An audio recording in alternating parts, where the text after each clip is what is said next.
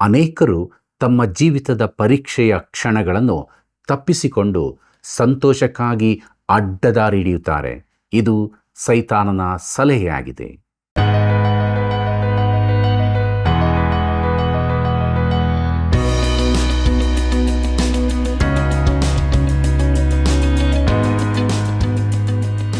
ಪ್ರಿಯ ವೀಕ್ಷಕರೇ, ದೇವರ ಸನ್ನಿಧಾನದಲ್ಲಿ ಕುಳಿತು ಆತನ ವಾಕ್ಯಗಳನ್ನು ಅಭ್ಯಾಸ ಮಾಡುವುದು ಆಶೀರ್ವಾದದ ಸಮಯವಾಗಿದೆ. ಈ ಅವಕಾಶ ದೇವರು ನಮಗೆ ಅನುಗ್ರಹಿಸಿದ್ದಕ್ಕಾಗಿ ಆತನಿಗೆ ಸ್ತೋತ್ರವಾಗಲಿ. ಯೇಸು ಕ್ರಿಸ್ತನ ಶ್ರಮೆಯ ಬಗ್ಗೆ ಸವಿಸ್ತಾರವಾದ ವಿಷಯಗಳನ್ನು, ಶ್ರಮೆಯು ಸಂತೃಪ್ತಿಗಿಂತ ಮೊದಲು ಬರುತ್ತದೋ ನಂತರ ಬರುತ್ತದೋ ಎಂಬ ಸಂಗತಿಗಳನ್ನು ಅರಿತುಕೊಂಡು ಆತ್ಮೀಕವಾಗಿ ಬಲ ಹೊಂದಿಕೊಂಡು ಮುನ್ನಡೆಯೋಣ. ಬನ್ನಿರಿ, ನಮ್ಮನ್ನು ದೇವರಾತ್ಮನ ಹತೋಟಿಗೆ ಕೊಟ್ಟು ನಮ್ಮ ಅಧ್ಯಯನವನ್ನು ಪ್ರಾರಂಭಿಸೋಣ. ನಿನ್ನ ವಾಕ್ಯವು ನನ್ನ ಕಾಲಿಗೆ ದೀಪವು, ನನ್ನ ದಾರಿಗೆ ಬೆಳಕೂ ಆಗಿದೆ. ಕೀರ್ತನೆ 119, 105 ವಚನ. ಕರ್ತನಲ್ಲಿ ಪ್ರೀತಿಯುಳ್ಳ ಸಹೋದರ ಸಹೋದರಿಯರೇ, ನಮ್ಮ ರಕ್ಷಕನಾದ ಯೇಸು ಕ್ರಿಸ್ತನ ಅತೀ ಮಹಿಮೆಯ ನಾಮದಲ್ಲಿ ನಿಮ್ಮೆಲ್ಲರಿಗೂ ನನ್ನ ಹೃದಯಪೂರ್ವಕವಾದ ಪ್ರೀತಿಯ ವಂದನೆಗಳು. ದೇವರ ಮಹಾಕೃಪೆಯಿಂದ ಸತ್ಯವೇದ ಅಧ್ಯಯನದಲ್ಲಿ ನಾವು ಮುಂದೆ ಸಾಗುತ್ತಾ ಇದ್ದೇವೆ. ಅನೇಕ ಆತ್ಮೀಕ ಆಶೀರ್ವಾದಗಳನ್ನು ನಾವು ಹೊಂದಿಕೊಂಡಿದ್ದೇವೆ. ದೇವರಿಗೆ ಸ್ತೋತ್ರ ಸಲ್ಲಿಸುತ್ತಾ ನಮ್ಮ ಧ್ಯಾನದಲ್ಲಿ ಮುಂದುವರಿಯುವಾಗೆ ಯೆಶಾಯನ ಪ್ರವಾದನೆ ಗ್ರಂಥ 53ನೇ ಅಧ್ಯಾಯದ ಧ್ಯಾನವನ್ನು ಪ್ರಾರಂಭಿಸೋಣ. ಇದರ ಮುಖ್ಯ ಪ್ರಸ್ತಾಪ ರಕ್ಷಕನ ಶ್ರಮೆಗಳು, ರಕ್ಷಕನಿಗಾದ ಸಂತೃಪ್ತಿ ಎಂಬುದಾಗಿದೆ.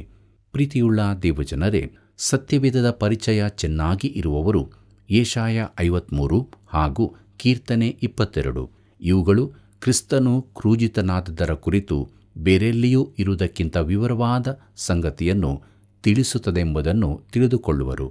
ದೇವರ ಮಗನ ಅತಿ ಭಯಾನಕವಾದ ಮರಣದ ಕುರಿತು 4 ಸುವಾರ್ತೆಗಳು ಪೂರ್ಣ ವಿವರವನ್ನು ಕೊಡುತ್ತವೆಂದು ತಿಳಿದವರಿಗೆ ಇದು ಆಶ್ಚರ್ಯದ ವಿಚಾರವಾಗಿರಬಹುದು.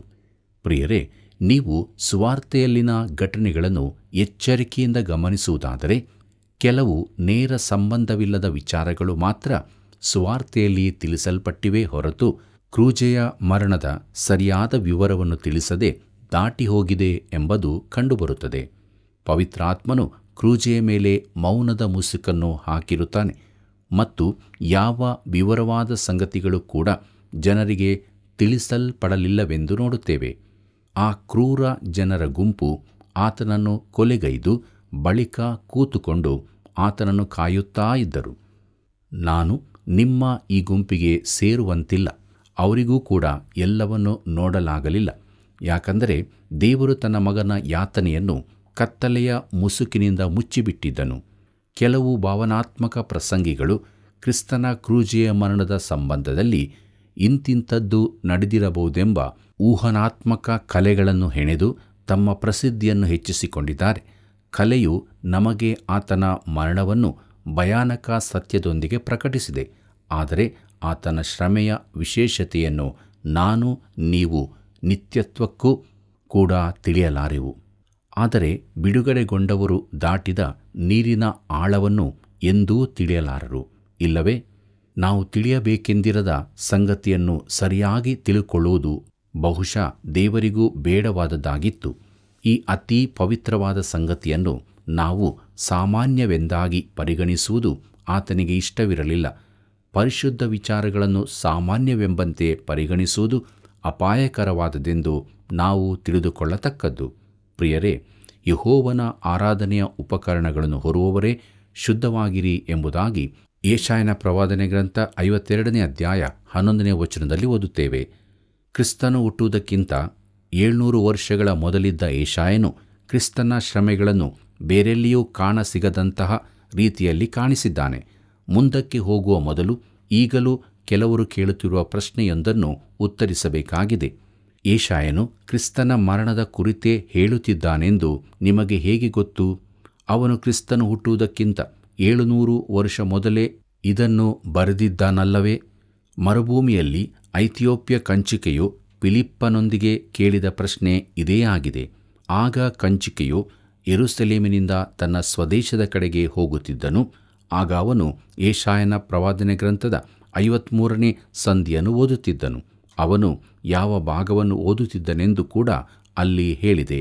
ಅಪೊಸ್ತಲ ಕೃತ್ಯಗಳು 8ನೇ ಅಧ್ಯಾಯ 32ನೇ ವಚನವನ್ನು ನೋಡಿರಿ. ಪ್ರೀತಿಯುಳ್ಳ ದೇವಜನರೇ, ನಾನು ಸಂಡೇ ಸ್ಕೂಲಿಗೆ ಹೋಗುತ್ತಿರುವಾಗ ಐಥಿಯೋಪ್ಯದವನು ತನ್ನ ರಥದಲ್ಲಿ ಕುಳಿತುಕೊಂಡು ಒಂದು ಕೈಯಲ್ಲಿ ಕಡಿವಾಣದ ಹಗ್ಗಗಳನ್ನು, ಇನ್ನೊಂದು ಕೈಯಲ್ಲಿ ತಾನು ಓದುತ್ತಿದ್ದ ಪುಸ್ತಕವನ್ನು ಓದುತ್ತಿದ್ದ ಒಂದು ಚಿತ್ರ ನನ್ನಲ್ಲಿತ್ತು. ಸ್ವಲ್ಪ ಯೋಚಿಸಿದರೆ ಈ ಘಟನೆ ಆ ರೀತಿ ನಡೆದಿರಲಿಕ್ಕಿಲ್ಲವೆಂದು ತಿಳಿಯುತ್ತದೆ. ಆ ಮನುಷ್ಯನು ಐಥಿಯೋಪ್ಯದ ಒಬ್ಬ ಸರಕಾರಿ ಅಧಿಕಾರಿಯಾಗಿದ್ದನು. ಅವನು ಮರುಭೂಮಿಯ ಹಾದಿಯಲ್ಲಿ ಬಹಳ ಗತ್ತಿನಿಂದ ಸಾಗುತ್ತಿದ್ದನು.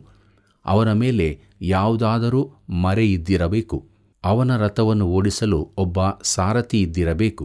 ಆ ಐಥಿಯೋಪ್ಯನು ಯೆಶಾಯನ ಪ್ರವಾದನೆ ಗ್ರಂಥ 53ನೇ ಅಧ್ಯಾಯ 7-8 ವಚನಗಳನ್ನು ಓದುತ್ತಿರುವಾಗ ಅವನು ಫಿಲಿಪ್ಪನಿಗೆ ಕೇಳಿದ ಪ್ರಶ್ನೆ, ಇದನ್ನು ಪ್ರವಾದಿಯು ಯಾರ ಕುರಿತಾಗಿ ಹೇಳಿದನು?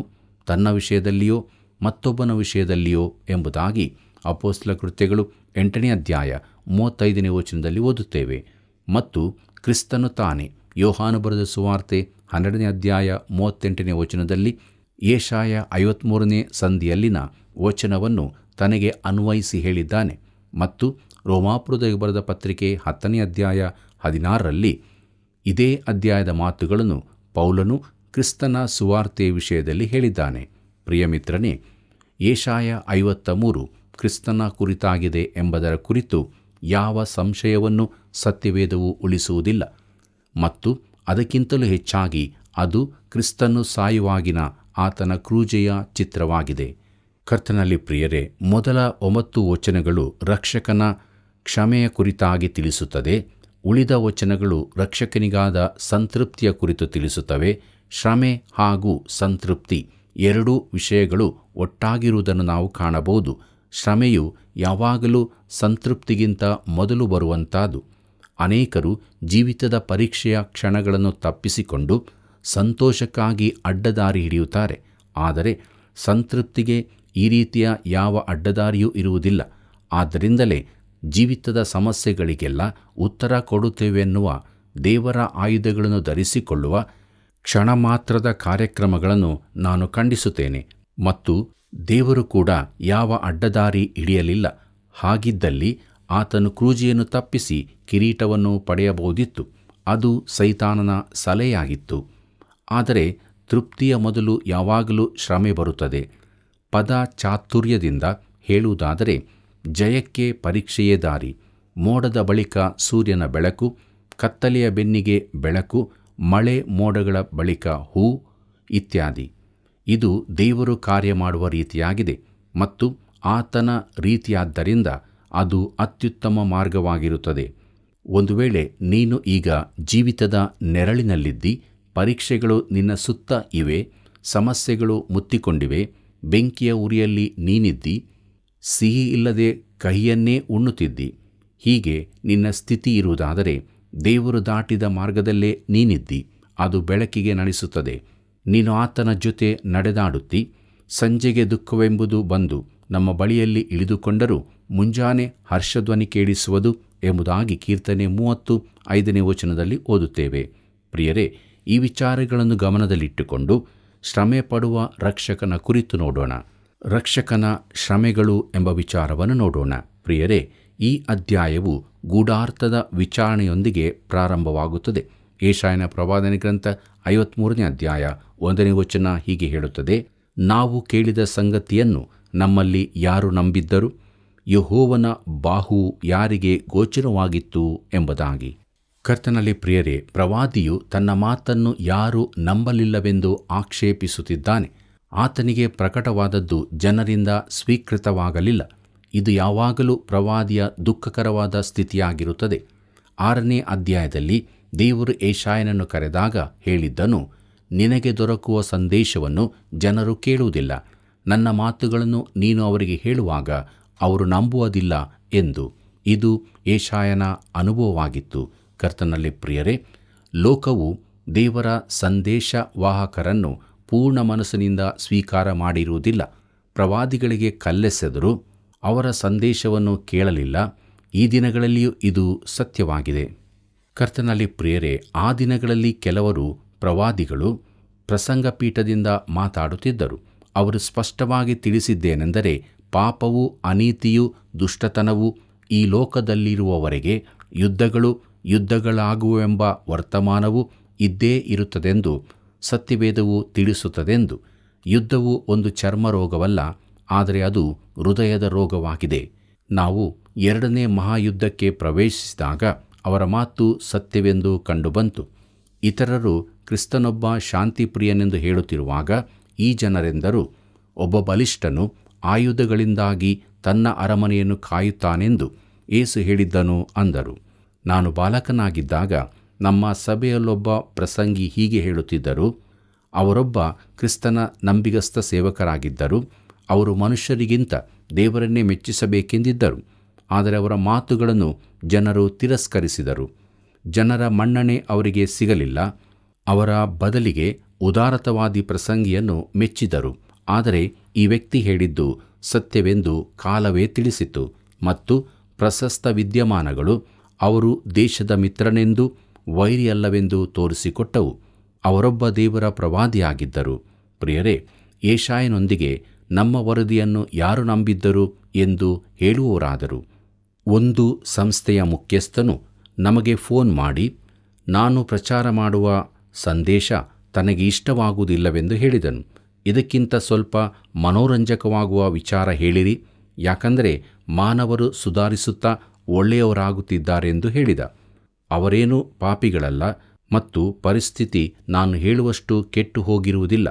ಈ ಮನುಷ್ಯನ ಮತ್ತು ಅನೇಕ ಇಂಥವರ ಮಾತುಗಳು ನಾವು ಕ್ರಿಸ್ತನನ್ನು ತಿರಸ್ಕರಿಸುವ ಜಗತ್ತಿನಲ್ಲಿದ್ದೇವೆಂಬುದನ್ನು ಜ್ಞಾಪಿಸಿ ನಾವು ಎಲ್ಲವನ್ನೂ ಸ್ವೀಕರಿಸಿ ಮುಂದುವರಿಯಬೇಕೆಂದು ನಮಗೆ ತಿಳಿಸುತ್ತವೆ. ನಮಗಿಷ್ಟೊಂದು ಸ್ವಾತಂತ್ರ್ಯ ಇರುವುದಕ್ಕಾಗಿ ಸಂತೋಷಪಡುತ್ತೇವೆ. ಈ ದಿನಗಳಲ್ಲಿ ನಮ್ಮ ದೇಶದಲ್ಲಿ ಅನೇಕ ಪ್ರವಾದನೆಯ ಸ್ವರಗಳಿವೆಯೆಂದು, ಅವರು ಸಮಯ ಮೀರುವ ಮೊದಲೇ ದೇವರ ಕಡೆಗೆ ತಿರುಗಬೇಕೆಂದು ಕರೆ ಕೊಡುತ್ತಿದ್ದಾರೆ. ಇಷ್ಟೆಲ್ಲ ಇದ್ದರೂ ಜನರಲ್ಲಿ ಹೆಚ್ಚಿನವರು ಉದಾರತವಾದಿಗಳನ್ನು ಹಿಂಬಾಲಿಸುತ್ತಾ ಎಲ್ಲವೂ ಸರಿಯಾಗಿದೆಯೆಂದು ಭಾವಿಸಿಕೊಂಡಿರುತ್ತಾರೆ.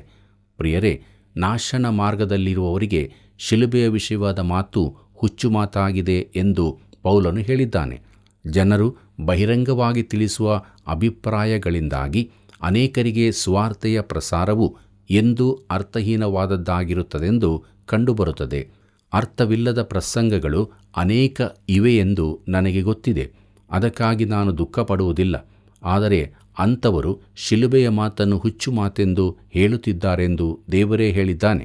ಈ ಸಂದೇಶವು ಅವರಿಗೊಂದು ಸವಾಲಾಗಿರುತ್ತದೆ, ಯಾಕಂದರೆ ಅವರು ಆ ರೀತಿ ಯೋಚಿಸುವುದಕ್ಕೂ ಕಾರಣವಿದೆ. ದೇವರು ಹೇಳುತ್ತಾನೆ, ಪ್ರಾಕೃತ ಮನುಷ್ಯನು ದೇವರಾತ್ಮನ ವಿಷಯಗಳನ್ನು ಬೇಡವೆನ್ನುತ್ತಾನೆ.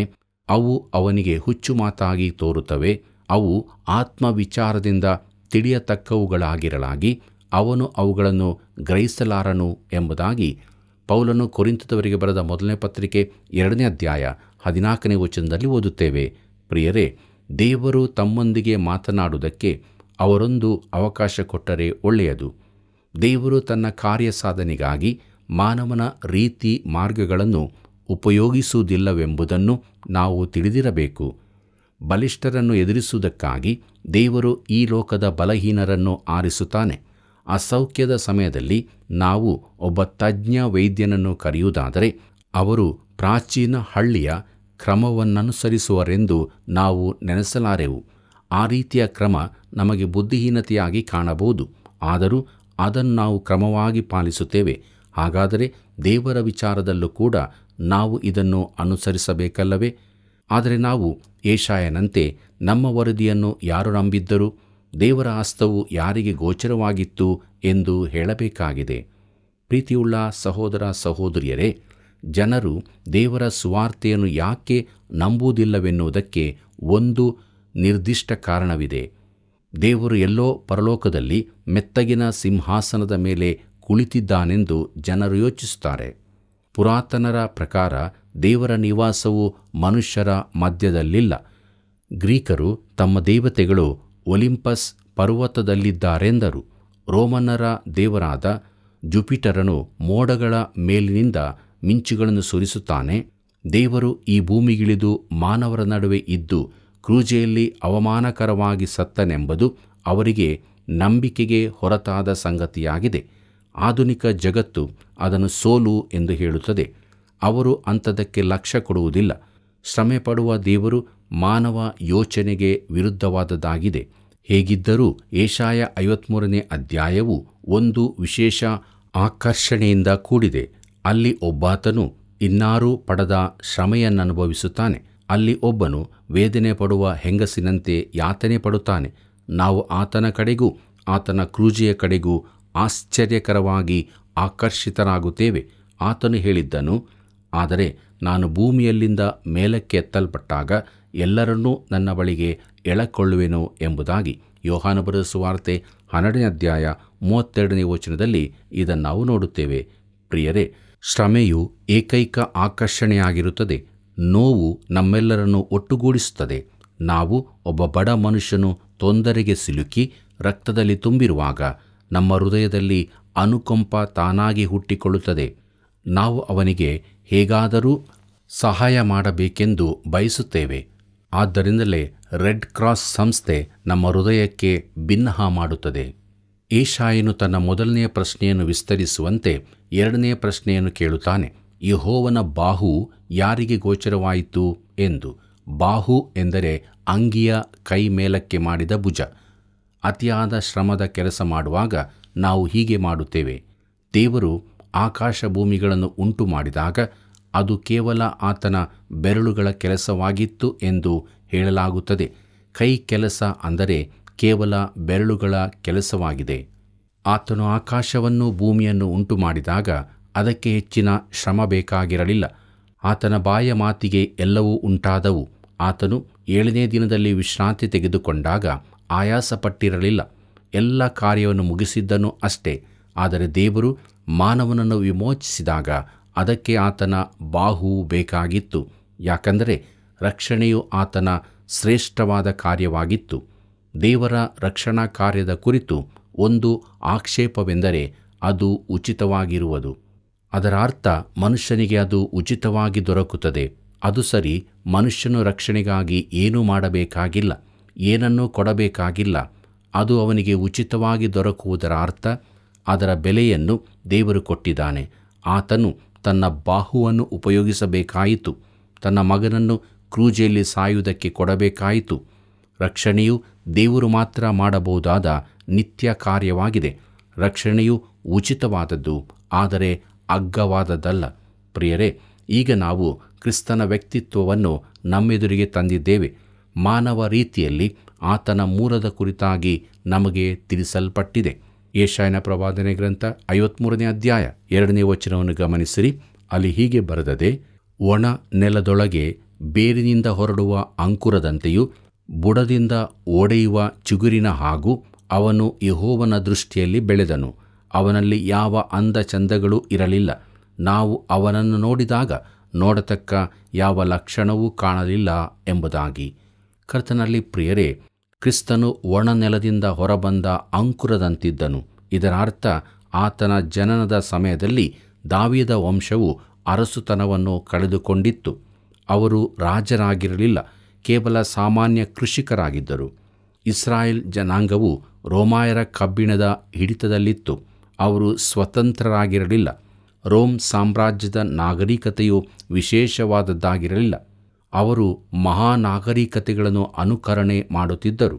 ಅವರ ಸಾಧನೆಗಳು ಸಾಮಾನ್ಯವಾದದ್ದಾಗಿತ್ತು. ಸಂಸ್ಕೃತಿಯು ವಿಶೇಷವಾದದ್ದಾಗಿರಲಿಲ್ಲ. ನೈತಿಕ ಅಡಿಪಾಯವೇ ಇರಲಿಲ್ಲ. ಯುವಕ ಯುವತಿಯರ ಗುಣಮಟ್ಟಗಳು ಸುಖ ಲೋಲೂಪತೆಗೊಳಗಾಗಿದ್ದವು. ಇಸ್ರಾಯೇಲ್ಯರ ಮತಾಚಾರವು ಮಾಯವಾಗಿತ್ತು. ಅವರು ಕೇವಲ ಅರ್ಥಹೀನ ಆಚರಣೆಗಳನ್ನು ನಡೆಸುತ್ತಿದ್ದರು. ಅವರ ಹೃದಯಗಳು ತಣ್ಣಗಾಗಿ ಅನಾಸಕ್ತಿಯಿಂದ ತುಂಬಿತ್ತು. ಇಂತಹ ಸನ್ನಿವೇಶದ ನಡುವೆ ಕ್ರಿಸ್ತನು ಬಂದನು. ಕರ್ತನಲ್ಲಿ ಪ್ರಿಯರೇ, ಅಸ್ತಿತ್ವ ಕಳಕೊಂಡ ಗೌರವಸ್ಥ ಕುಟುಂಬದಿಂದ ಅವನು ಬಂದನು.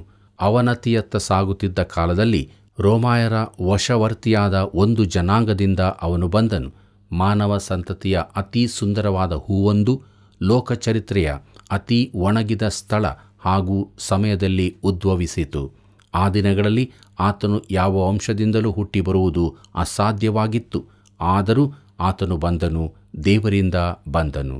ಪ್ರಿಯರೇ, ಈಗ ಪ್ರವಾದಿಯು ಕೂಡಲೇ ನಮ್ಮ ಗಮನವನ್ನು ಕ್ರಿಸ್ತನ ಶ್ರಮೆ ಹಾಗೂ ಕ್ರೂಜೆಯ ಮರಣಗಳ ಕಡೆಗೆ ತಿರುಗಿಸುತ್ತಾನೆ. ಅವನಲ್ಲಿ ಯಾವ ಅಂದಚಂದಗಳೂ ಇರಲಿಲ್ಲ. ನಾವು ಅವನನ್ನು ನೋಡಿದಾಗ ನೋಡತಕ್ಕ ಯಾವ ಲಕ್ಷಣವೂ ಕಾಣಲಿಲ್ಲ ಎಂಬುದಾಗಿ ನೋಡುವಾಗ, ಪ್ರಿಯರೇ, ಈ ಮಾತಿನಿಂದ ಕೆಲವರು ಯೇಸು ಕ್ರಿಸ್ತನು ರೂಪವಂತನಾಗಿರಲಿಲ್ಲ, ಅವನ ರೂಪ ಕೆಟ್ಟು ಹೋಗಿತ್ತು ಎಂಬ ತೀರ್ಮಾನಕ್ಕೆ ಬರುತ್ತಾರೆ. ಇನ್ನೂ ಕೆಲವರು ಆತನ ರೂಪವನ್ನು ನೋಡಲಿಕ್ಕೆ ಸಾಧ್ಯವಿಲ್ಲದಂತಿತ್ತು ಎಂತಲೂ ಹೇಳುತ್ತಾರೆ. ಇದು ಸತ್ಯವಿರಲಿಕ್ಕಿಲ್ಲ. ಯಾಕಂದರೆ ಆತನು ಪರಿಪೂರ್ಣ ಮಾನವನಾಗಿದ್ದನು. ಸ್ವಾರ್ಥಗಳ ದಾಖಲೆಯಲ್ಲಿ ಈ ರೀತಿಯ ಎಣಿಸುವಿಕೆಗೆ ಆಧಾರವೂ ಕಾಣುವುದಿಲ್ಲ. ಆದರೆ ಆತನ ಈ ವಿರೂಪತೆಯು ಕ್ರೂಜೆಯಲ್ಲಿ ಮಾತ್ರ ಆಯಿತು.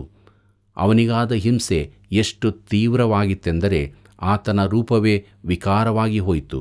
ಕ್ರೂಜೆ ಎಂದರೆ ಆಕರ್ಷಕ ವಿಷಯವಲ್ಲ, ಅದು ನೋಡಲಿಕ್ಕಾಗದ ದೃಶ್ಯವಾಗಿರುತ್ತದೆ. ಮನುಷ್ಯರು ಬಹು ಅಂದವಾದ ಕ್ರೂಜೆಗಳನ್ನು ಮಾಡಿಕೊಳ್ಳುತ್ತಾರೆ, ಆದರೆ ಅದು ಯಾವುದೂ ಆತನ ಕ್ರೂಜೆಯ ರೀತಿಯಲ್ಲ. ಆತನ ಶ್ರಮೆ ಹೇಳಲ ಸಾಧ್ಯವಾದದ್ದಾಗಿತ್ತು. ಆತನ ಮರಣ ಭಯಂಕರವಾದದ್ದಾಗಿತ್ತು. ಬೇರಾರೂ ಸಹಿಸದ್ದನ್ನು ಆತನು ಸಹಿಸಿದನು. ಕಳೆದ ಅಧ್ಯಾಯದಲ್ಲಿ ನೋಡಿದ ಹಾಗೆ ಕ್ರೂಜೆಯ ಶ್ರಮೆಯ ಬಳಿಕ ಅವನು ಮನುಷ್ಯನಂತೆಯೇ ಕಾಣಲಿಲ್ಲ. ಸಹಜವಾಗಿ ಆತನ ಮರಣವು ಯಾಕೆ ಭಿನ್ನವಾಗಿಯೂ ಭಯಂಕರವೂ ಆಗಿತ್ತೆಂಬುದನ್ನು ನಾವು ತಿಳುಕೊಳ್ಳಲು ಆಸಕ್ತರಾಗಿದ್ದೇವೆ. ಆತನ ಶ್ರಮೆಗಳ ಆಳದ ಅರ್ಥವೇನು ಎಂಬುದನ್ನು ಮುಂದಿನ ಅಧ್ಯಯನದಲ್ಲಿ ನೋಡೋಣ. ಪ್ರೀತಿಯುಳ್ಳ ದೇವಜನರೇ, ನಾವು ಹೇಗಿದ್ದೇವೆ? ನಮ್ಮ ರಕ್ಷಕನಾದ ಯೇಸು ಕ್ರಿಸ್ತನ ಶ್ರಮೆ ಮರಣಗಳನ್ನು ತಿಳಿದುಕೊಂಡವರಾಗಿ ನಮ್ಮ ಅಪರಾಧ ಪಾಪಗಳಿಂದ ಬಿಡುಗಡೆ ಹೊಂದಿದ್ದೇವೆಯೋ? ಹೊಂದಿರುವುದಾದರೆ ದೇವರಿಗೆ ಸ್ತೋತ್ರವಾಗಲಿ. ಹೊಂದಿರದಿದ್ದರೆ ಈ ಕೃಪಾ ಸಮಯದಲ್ಲೇ ಯೇಸು ಕ್ರಿಸ್ತನನ್ನು ಸ್ವಂತ ರಕ್ಷಕನಾಗಿ ಅಂಗೀಕಾರ ಮಾಡಿಕೊಂಡು ಪಾಪದಿಂದ ಬಿಡುಗಡೆ ಹೊಂದಿದವರಾಗಿ ನಿತ್ಯ ಜೀವದ ನಿರೀಕ್ಷೆಯಲ್ಲಿ ಜೀವಿಸೋಣ. ಹೀಗಾಗುವಂತೆ ದೇವತಾನೇ ಸಹಾಯ ಮಾಡಿ ನಡೆಸಲಿ. ಕರ್ತನ ಕೃಪೆಯು ಸದಾ ನಿಮ್ಮ ಸಂಗಡ ಇರಲಿ. ಪ್ರಿಯರೇ, ಐಥಿಯೋಪ್ಯದ ಕಂಚಿಕಿ ದೇವರ ವಾಕ್ಯಗಳನ್ನು ಓದುವ ಸಮಯದಲ್ಲಿ ದೇವರು ಮಾಡಿದ ಕಾರ್ಯ ಅದ್ಭುತವಾದದ್ದು. ನಮ್ಮನ್ನು ಪಾಪ ಅಪರಾಧಗಳಿಂದ ಬಿಡಿಸಿ ಸಂರಕ್ಷಣೆ ಹೊಂದಲು ಕ್ರಿಸ್ತನು ತನ್ನನ್ನೇ ತಾನು ಸಮರ್ಪಿಸಿಕೊಂಡನು. ನಮ್ಮ ಒಂದೇ ಒಂದು ಜೀವಿತದಲ್ಲಿ ಇಹಲೋಕದ ಆಶಯಗಳನ್ನು ಬಿಟ್ಟು ಪಾಪ ಪರಿಹಾರದ ನಿಜತ್ವವನ್ನು ಹೊಂದಿಕೊಂಡು ಪರಿಶುದ್ಧರಾಗಿಯೂ ನೀತಿವಂತರಾಗಿಯೂ ಜೀವಿಸೋಣ. ಬನ್ನಿರಿ, ಪ್ರಾರ್ಥನೆ ಮಾಡಿಕೊಳ್ಳೋಣ. ಪ್ರಿಯ ರಕ್ಷಕನಾದ ಯೇಸು ಸ್ವಾಮಿಯಲ್ಲಿ ತಂದೆಯಾದ ದೇವರೇ, ನೀನು ಕೊಟ್ಟಂಥ ಒಳ್ಳೆಯ ಅವಕಾಶಕ್ಕಾಗಿ ನಿನಗೆ ಸ್ತೋತ್ರ. ನಿನ್ನ ವಾಕ್ಯಗಳ ಮೂಲಕ ನಾವು ಬಲಹೊಂದುವಂತೆ ಸಹಾಯ ಮಾಡಿದ್ದಿ. ದೇವರೇ, ನಿನಗೆ ಸ್ತೋತ್ರವಾಗಲಿ. ನಮ್ಮನ್ನು ಕರುಣಿಸು. ಯಾವಾಗಲೂ ನಿನ್ನ ವಾಕ್ಯಕ್ಕೆ ವಿಧೇಯರಾಗಿ ಪಾಪ ಪರಿಹಾರದ ನಿಶ್ಚಯತ್ವವನ್ನು ಹೊಂದಿದವರಾಗಿ ಬೆಳಕಿನ ಜೀವಿತದಲ್ಲಿ ಜೀವಿಸುವುದಕ್ಕೆ ಸಹಾಯ ಮಾಡು. ನಮ್ಮೆಲ್ಲ ವೀಕ್ಷಕ ಬಾಂಧವರನ್ನು ಅವರವರು ಇರುವಂಥ ಸ್ಥಳದಲ್ಲಿ ನೀನು ಕರುಣಿಸಿ ಆಶೀರ್ವದಿಸಿ ಬೆಳಕಿನ ಮಾರ್ಗದಲ್ಲಿ ನಡೆಸಿ ನೀನು ಮಾತ್ರ ಮಹಿಮೆ ಹೊಂದು. ಯೇಸುವಿನ ನಾಮದಲ್ಲಿ ಬೇಡಿದ್ದೇವೆ ತಂದೆಯೇ, ಆಮೇನ್. ಪ್ರಿಯ ವೀಕ್ಷಕರೇ, ಇಂದಿನ ಅಧ್ಯಯನವು ಬಹು ಗಂಭೀರವಾಗಿತ್ತಲ್ಲವೇ? ನೀವು ಹೊಂದಿದ ಆಶೀರ್ವಾದಗಳನ್ನು ಕರೆ ಮಾಡಿ ನಮಗೆ ತಿಳಿಯಪಡಿಸಿರಿ. ಮುಂದಿನ ಕಾರ್ಯಕ್ರಮಕ್ಕೆ ಪ್ರಾರ್ಥನಾಪೂರ್ವಕವಾಗಿ ಸಿದ್ಧರಾಗಿರಿ. ನಿಮ್ಮೆಲ್ಲರಿಗೂ ತುಂಬು ಹೃದಯದ ವಂದನೆಗಳು.